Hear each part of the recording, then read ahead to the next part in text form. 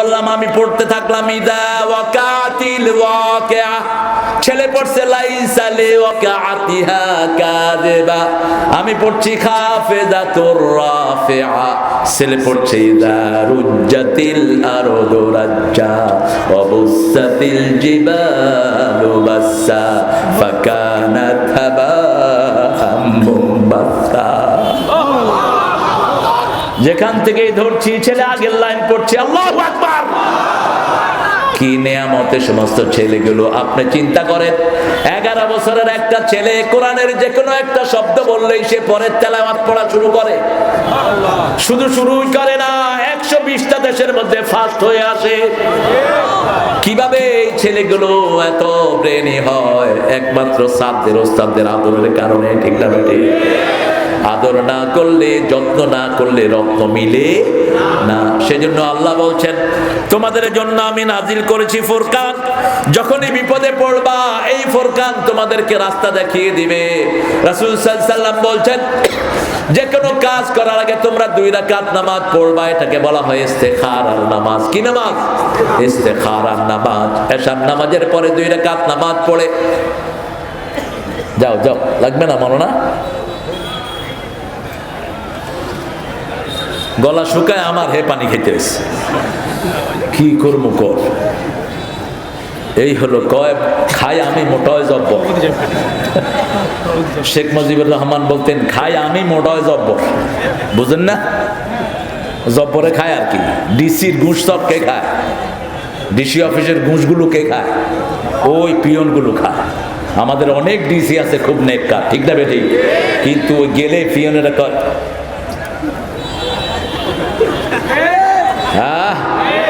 হায় হা, ডিসির থেকে পিয়ন গরম।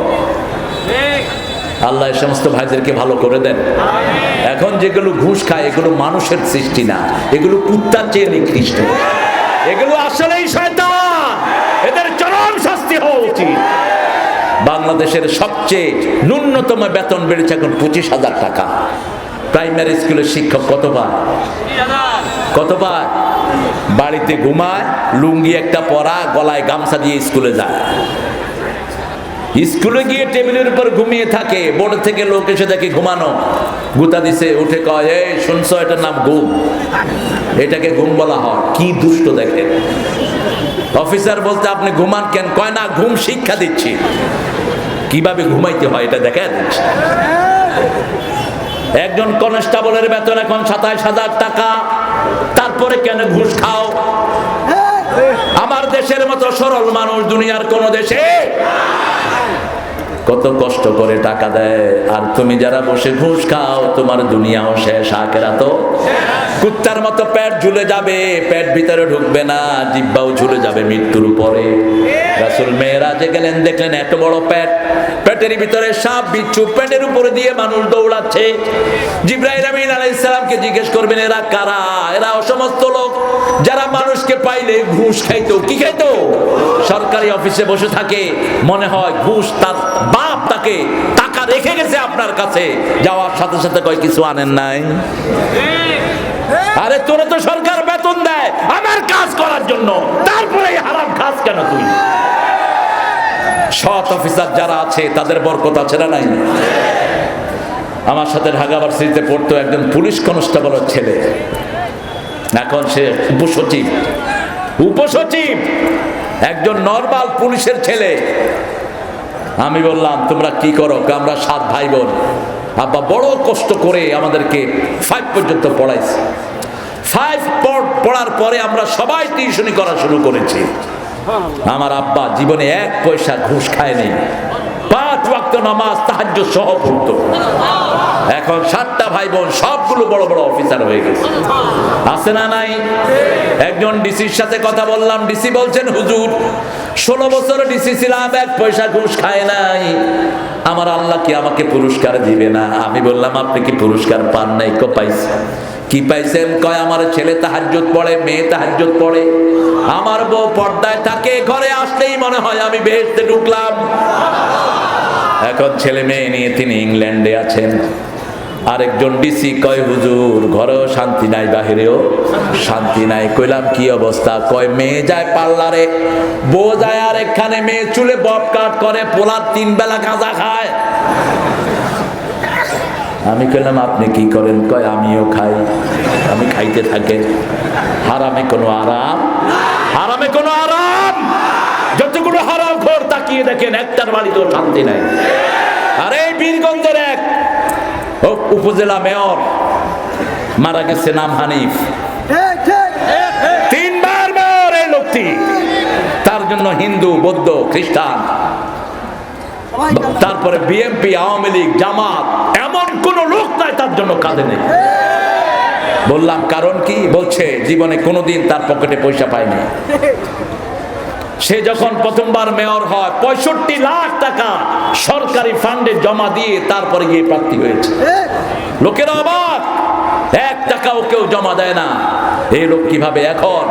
তার বাড়ি ঘর বলতে কিচ্ছু নাই, একজন বিবি, 2টা বাচ্চা। এই 2টা বাচ্চার বউদেরকে সরকার চাকরি দিয়ে দিয়েছে, আলহামদুলিল্লাহ। সততার দাম আছে না নাই? সততা আছে যেখানে নেয়ামত আছে। সৎ মানুষদের শরীরটাকে ভালো রেখে দেন কে? সে আল্লাহ রাব্বুল আলামিন বলছেন, আমি তোমাদেরকে এই কোরআন দিয়েছি যাতে এই কোরআন দিয়ে তোমরা সতর্ক করতে পারো। লিল আলামিন নাযীরা। রাসূল সাল্লাল্লাহু আলাইহি ওয়াসাল্লামকে প্রথম কোরআন দিয়ে আল্লাহ বলছেন, ইয়া আইয়ুহাল মুদ্দাসসির কুম ফাআনযির ওয়া রাব্বাকা ফাকাব্বির ওয়া সিয়াবাকা ফাতাহহির ওয়ার রুজজা ফাহজুর ওয়া লা তামনুন তাস্তাকসির। হে মুহাম্মদ, আপনি উঠেন, কম, আপনি উঠেন, আনজির, আপনি সতর্ক করেন। আপনি সতর্ক করলেই 1,00,000 কোটি মানুষ কালেমা পড়বে। রাসূল মক্কায় সতর্ক করলেন, এখন সারা পৃথিবীতে 125 কোটি মানুষ পড়ছে লা ইলাহা ইল্লাল্লাহু মুহাম্মাদুর রাসূলুল্লাহ সাল্লাল্লাহু রাব্বাকা ফাকাব্বির, রবের নামে তাকবীর দেন। তাকবীর দেওয়াটা রাসূলের উপর 3 নাম্বার ফরজ। কয় নাম্বার? তাকবীর দেন। আল্লাহু আকবার।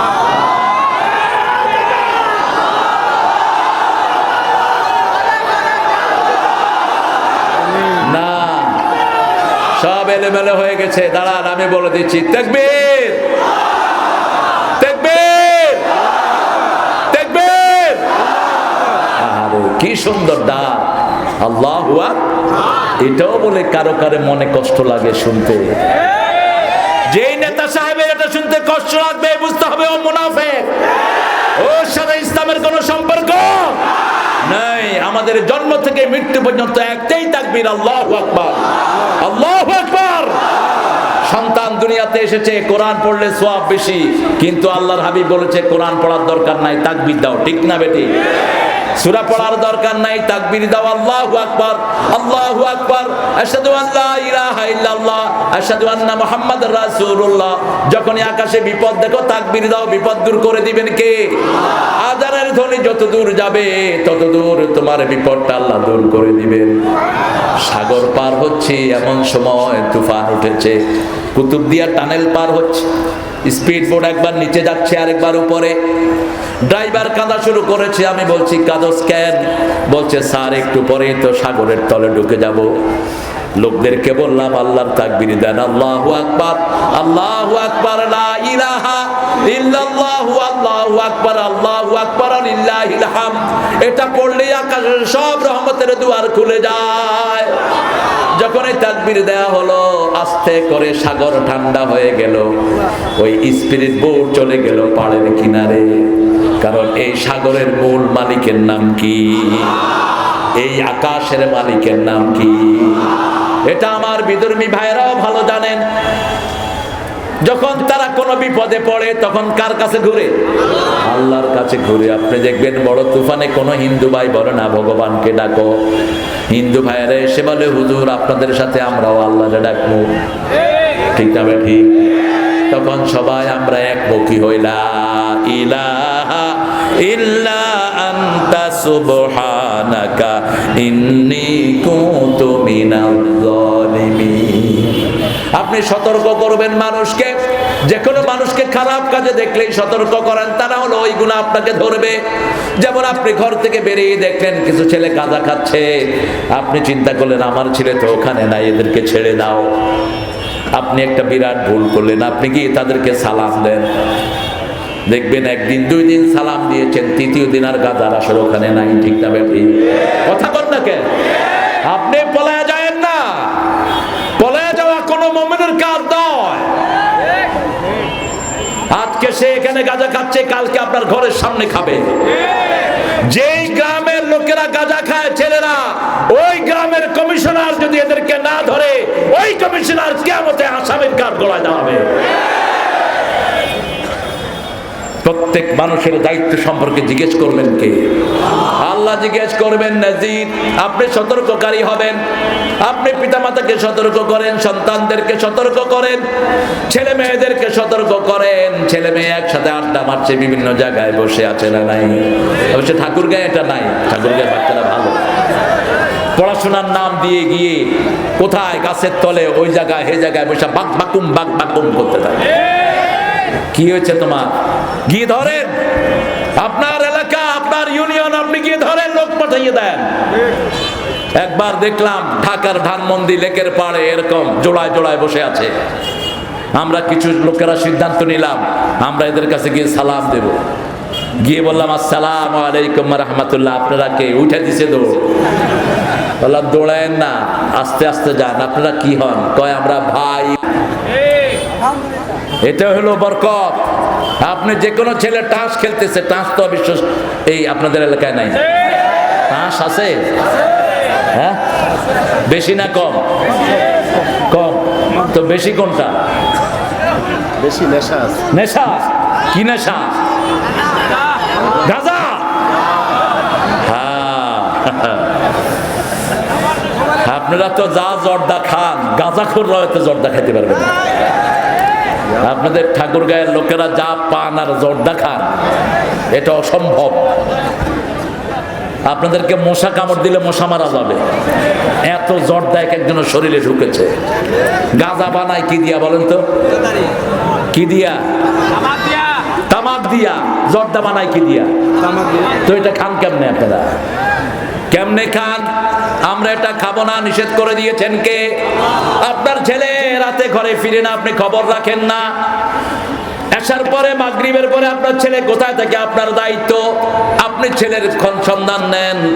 যদি ছেলেকে না পান কমিশনারের কাছে যান, চেয়ারম্যানের কাছে বিচার দেন, পুলিশদেরকে সহযোগিতা করেন। আমাদের অনেক নেককার পুলিশ আছে না নাই? অনেক ভালো অফিসার অনেক থানাতে আছে না নাই? তারা চায় আমাদেরকে সহযোগিতা করতে, ছেলেগুলো যেন ঘরে ফিরে আসে। ঠিক না ঠিক? সেজন্য আপনি আপনার সন্তানদের প্রতি নজর রাখেন।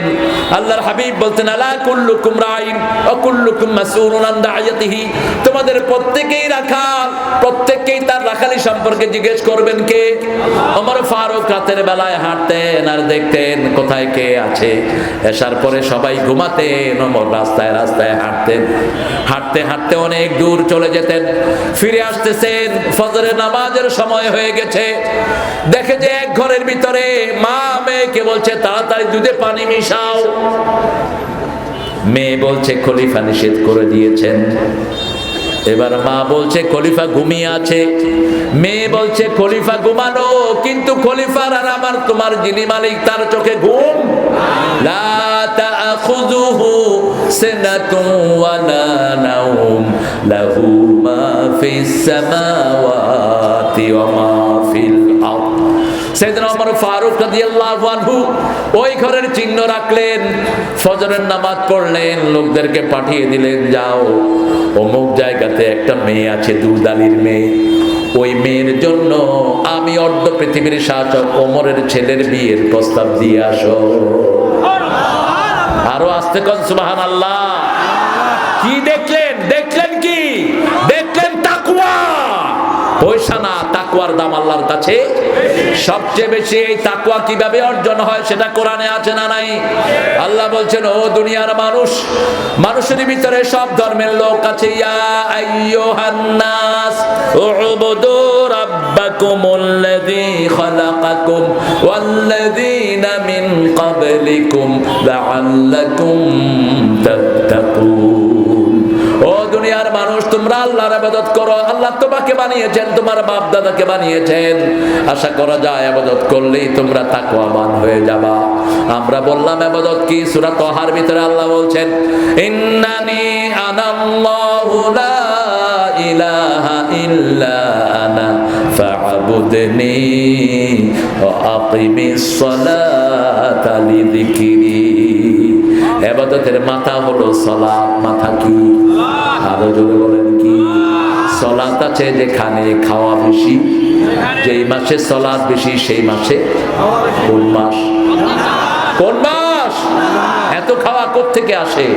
প্রত্যেক ঘরে ঘরে খাওয়া, ঠিক না বেঠি? এই সালাত কায়েম করব ঘরে ঘরে। রাজি আছেন মুসলমান? হাত তুলে আল্লাহকে দেখায়া দেন।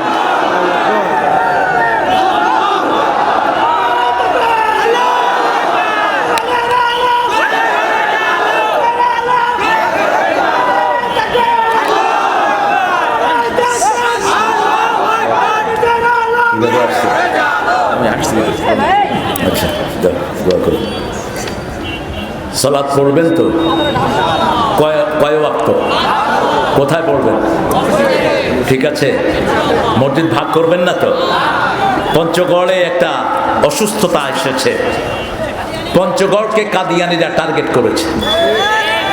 আমি আজকে দিনে ওখানের প্যানেল চেয়ারম্যান যিনি জেলার আনোয়ার হোসেন, তাকে বলে আসছি, আনোয়ার ভাই আপনি এটার ব্যাপারে উদ্যোগ নেন। আমাদের দেশে অন্য ধর্মের লোক থাকবে, তাতে কোনো আপত্তি নাই, কিন্তু কাফের হইয়া মুসলমানের নাম ভাগায়া মুসলমানের ঈমান নষ্ট করবা, এই সুযোগ আমরা তোমাদেরকে দেব না। পরিচয় দেয় আহমদিয়া মুসলিম জামাত, আসলে আহমদিয়া কাফের জামাত। কারণ এই কোরআনের সূরা আহজাবের 41 নম্বর আয়াতকে তারা অস্বীকার করেছে, ঠিক কি না? 41 নম্বর আয়াতের ভিতরে আল্লাহ বলছেন, ইয়াতি মিন বাদি ইসমুহু আহমদ, আমার পরে একজন লোক আসবে, তার নাম কি? আহমদ। এই গোলাম আহমদ পাকিস্তানের কাদিয়ান নগরে তার বাড়ি। সে রাস্তা দিয়ে যাচ্ছিল, আতাউল্লাহ বুখারী রাহমাতুল্লাহ আলাইহির সাথে দেখার পরে বলছে, তোর কাছে দলিল চাওয়া জায়েজ নাই। রাসূল সাল্লাল্লাহু আলাইহি ওয়াসাল্লামের পরে যদি কেউ নবুয়তের দাবি করে, সে কি? রাসূল বলেছেন, লা নবিয়্যা বাদি ওয়ালা রাসূলা, আমি হলাম নবুয়তের ঘরের শেষ ইট। ওই ইট লাগানোর পরে ওই ঘর শেষ। সুবহানাল্লাহ। আতাউল্লাহ বুখারী বললেন, তোর কাছে দলিল চাচ্ছি না, তুই কোন যুক্তির ভিত্তিতে তুই নিজেকে নবী দাবি করস? কয় কেন? সূরা সফে আল্লাহ বলছেন, ইয়াতি মিন বাদি ইসমুহু আহমদ, ঈসা আলাইহিস সালামের পরে একজন লোক আসবেন, তিনি হলেন আহমদ। আমি তো সেই আহমদ। কয় তুই তো গোলাম আহমদ। কয় গোলাম বাদ দিলাম। এবার আতাউল্লাহ বুখারী ওনার আতা বাদ দিলেন, থাকলো কি? আল্লাহ। উনি কয়, যেহেতু বাদ দেওয়াই নিয়ম হয়েছে, তুই অর্ধেক বাদ দিছ, আমি অর্ধেক বাদ দিলাম। আমি অর্ধেক বাদ দিয়া হইলাম আল্লাহ। আল্লাহ হইয়া করতেছি, তোর মতো বেয়াদবরা আমি গ্রহণ করিনি। এরপরে তিনি বললেন, যদি আমি মিথ্যা নবী হই, আমার মৃত্যু যেন পায়খানায় হয়। মরছে কোথায়? কোথায় বলেছে? রাসূল বলেছেন, আমার পরে 32টা মিথ্যা নবী আসবে। এই 32টার মধ্যে এটার নম্বর হলো 16 নম্বর। আরো 16 আছে সামনে, আরো 16 আছে সামনে। সব চিন্তার কারণ নাই। আমরা মুমিনরা কখনো ধোঁকায় পড়বো না, ঠিক না? ঠিক। মসজিদে যারা যায় তাদেরকে হেদায়েত দিবেন কে? এরা তো আল্লাহর হাতে নিজেকে সঁপে দিচ্ছে। সুবহানাল্লাহ। এই জন্য মসজিদে যাতে না যায়, হে মসজিদের ভিতরে এখন ঠেলাঠেলি। কয় তুই হাত কোথায় বাঁধস দেখি? কয় আমি এখানে বাঁধি। কয় তোরটা হয়েছে, নিচে বাঁধছ, তোর নামাজি হবে না। এরকম কিছু লোক আছে না? তো আপনি এই ফতুয়া পাইছেন কোথায়? মসজিদে যেই যায় তাকে আল্লাহ কবুল করে নেবে। মসজিদে গেলেই মানুষ কবুল হয়, ঠিক না? ঠিক। হাত যেখানে বাঁধে বাঁধুক। কাবা শরীফে গেলে দেখবেন কিছু মানুষ হাত বাঁধেই না, এমনি করে দাঁড়িয়ে থাকে, বলে হাত বাঁধবো না, কি করবি কর। এরকম করে দাঁড়িয়ে থাকে, তারা ইমাম মালিকের অনুসারী। জিজ্ঞেস করলাম তোমরা হাত বাঁধো না কেন? কয় ইমাম আপনি বোধহয় হাদিসটা ভুলে গেছেন, রাসূল তাহাজ্জুদ পড়তে পড়তে হাত ছেড়ে দিতেন, কখনো কখনো ব্যথার কারণে হাত সোজা করে রাখতেন, আমরা সেটাই গ্রহণ করেছি।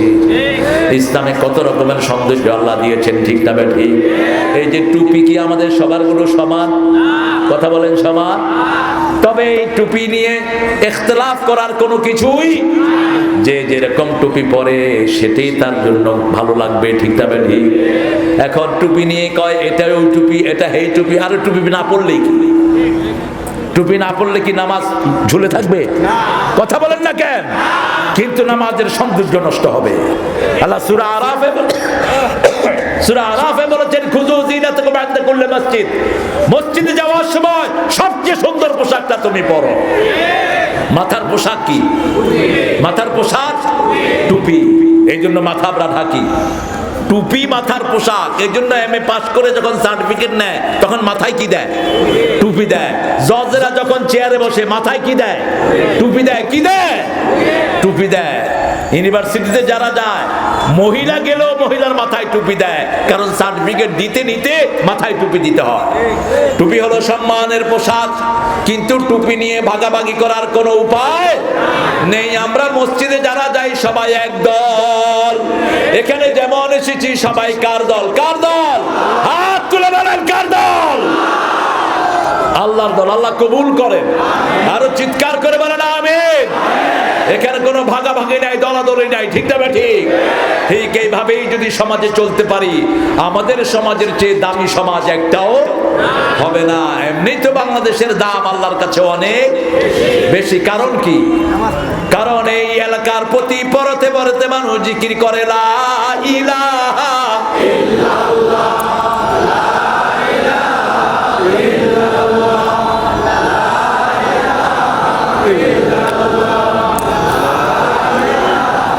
লা ইলাহা ইল্লাল্লাহু মুহাম্মাদুর রাসূলুল্লাহ সাল্লাল্লাহু আল্লাযী লাহু মুলকুস সামাওয়াতি ওয়াল আরদ। আকাশ জমিনের মালিকানা কার? আল্লাহ।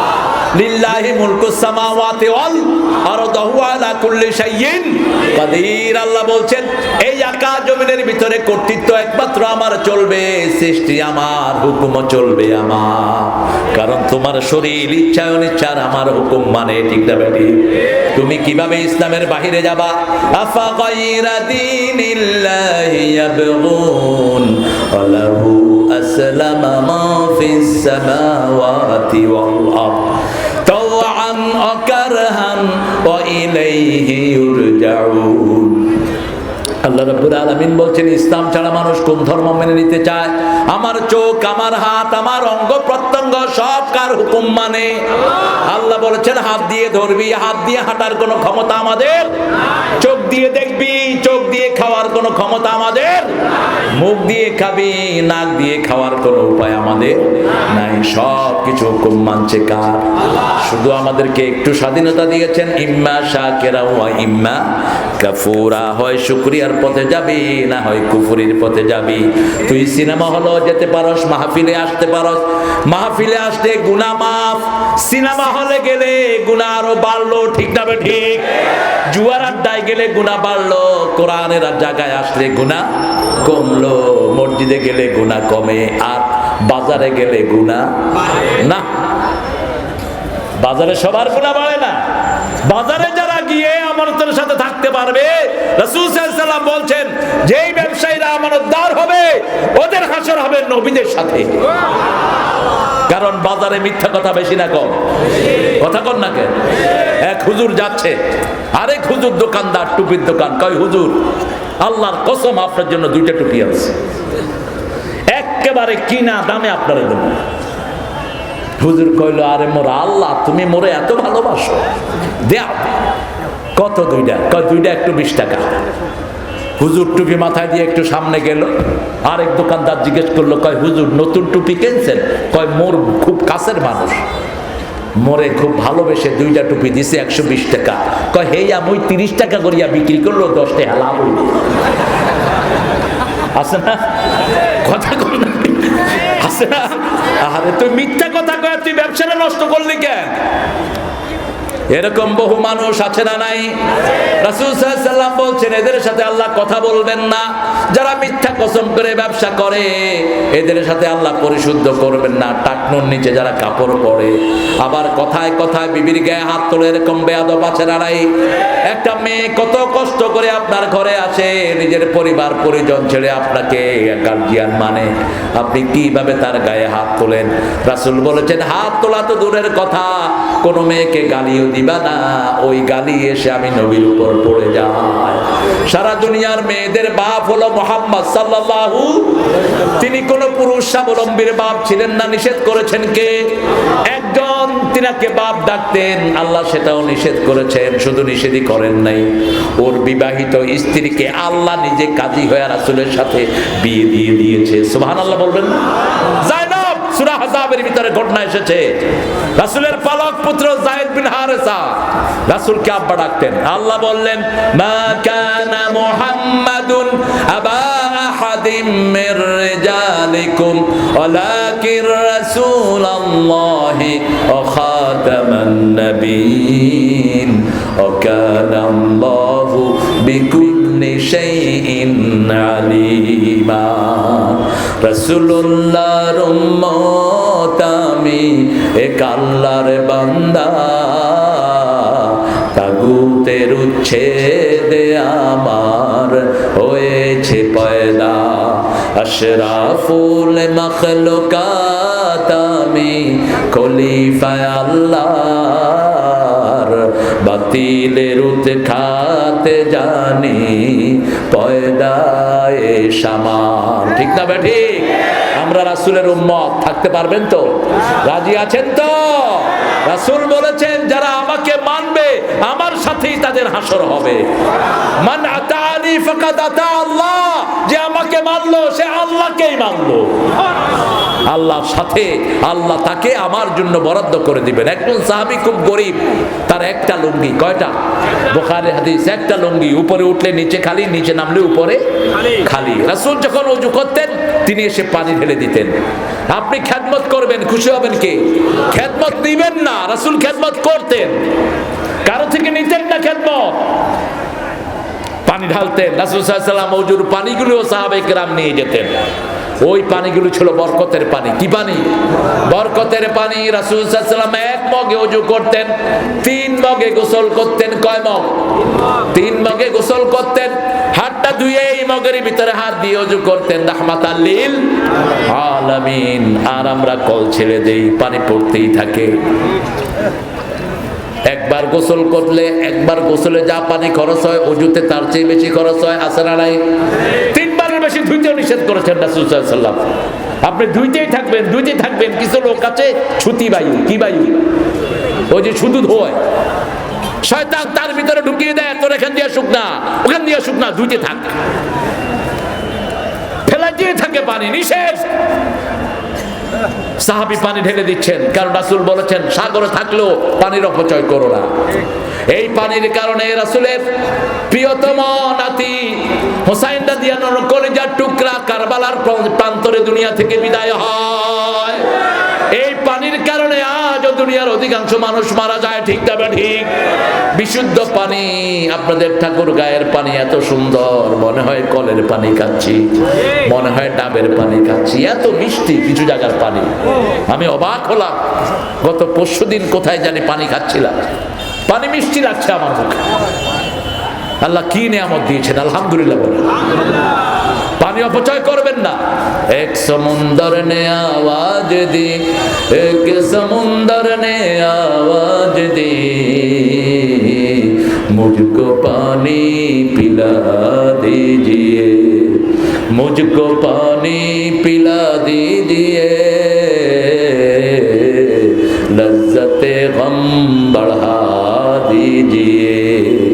সাগর ডেকে ডেকে বলছে আমারে পানি পান করাও, কারণ সাগরের ভিতরেও মিষ্টি পানির নদী দান করেছেন কে? মারাজাল বাহরাইন ইয়ালতাকিয়ান বাইনাহুমা বারযাখুন লা ইয়াবগিয়ান ফাবিআইয়ি আলাই রাব্বিকুমা তুকাল্লিমান। লইবার।